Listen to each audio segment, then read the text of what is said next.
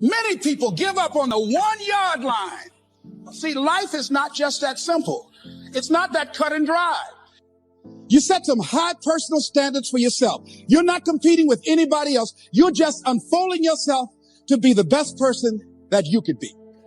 I don't think there's anything magical about 4:30 a.m. As a matter of fact, I'm a little nervous about 4:30 a.m. because there's nobody to hold us accountable. Like nobody else will be up at 4:30 in the morning.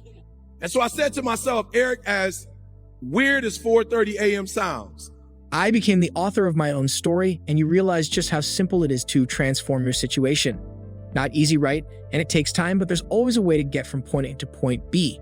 And this separates the world into two kinds of people who look at how things are who accept reality as truth, who complain, and people who look at what can be, who make the most of any situation, look at life as if it's clay to be molded, to be shaped.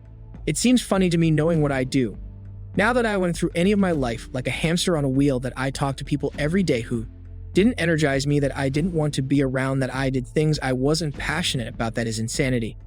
Because if you don't like something, but you do nothing to change it, what's left for you to do? Complain, whine, stay where you are. And that's why most people never realize their personal greatness, because they're casual about life. And when you're casual about life, you will end up a casualty. You can't get out of something that you're not willing to put into it. You have to put your everything, your mind, your energy, your effort, your discipline. Nothing is going to jump out the fire if you don't throw something in there. It's not going to happen. It's a commitment. It's not a feeling. You do it because you're supposed to. Try your best to trust God. Trust God's timing. And when he is sending you bold signs and wonders, use those as confirmation. That you want to give the best quality service that you can give, because that is a statement about who you are. The other thing that's the key to self-motivation is recognize the fact that you're going to get into some slumps. Recognize the fact that you're going to encounter a great deal of failure in life. It goes with the territory. But in the face of that, you want to be relentless. When you want something, don't expect everybody to say, oh, come on in. Oh, you want this? Oh, great. We want to give this to you. You're such a nice person. You're doing it for your family, aren't you? Great. No, life isn't like that. But you've got to decide that I'm going to be fearless. I refuse to be denied. And I'm going to go all out. I'm going to be relentless. I don't care how many no's I encounter. The next thing is that when you want something out of life, you've got to be willing to go into action. When God is trying to steer you in a particular direction, it's like little pieces of popcorn down a hallway. And at some point, you're going to get to that whole bucket. Love yourself. Make caring for you the highest priority in your life. Look out for what truly satisfies you. We're not taught to look out for ourselves. We're not taught to take care of ourselves, to become sensitive to our wants, our desires. So make a conscious effort. Make you number one priority. Your health is more important than your family and any and everybody. Because if you don't have your health, you can't serve anybody. Don't neglect yourself. Greatness takes tremendous focus. It takes decisions that you make, and you can't always have everybody approving of what you know you're supposed to do. The sooner you understand that. Don't wait around for things to be just right. Don't wait for things to be perfect. Don't wait for the ideal situation. It will never be ideal. There will always be a reason. Well, as soon as the children grow up, or as soon as I pay my bills, or as soon as I get my divorce, as soon as I get enough money together, do what you can, where you are with what you have, and never be satisfied. A lot of people never take a chance in life. They don't want to take any chances. They want the situation to be ideal. See, that's not walking by faith. That's walking by sight. If I can see it, I'll do it. No. A lot of people say, if I can see it, I'll believe it. No. If you believe it, you can see it. There's a quote attributed to Seneca that states, "No man is more unhappy than he who never faces adversity, for he is not permitted to prove himself." Meaning it's in pursuing the difficult thing that we obtain meaning, recognition that we prove ourselves, but prove ourselves to whom? This is the same Seneca who famously stated that we suffer more in imagination than we do in reality. If 4:30 in the morning is going to do it, then you need to get up at 4:30 in the morning. And so 4:30, I was at the spot at 4:30. I was at the spot. When I got to the spot, the mentor said to me, let's go out in the water. And so I'm thinking to myself, I'm not really sure. The request is, I sense that I can be an educator.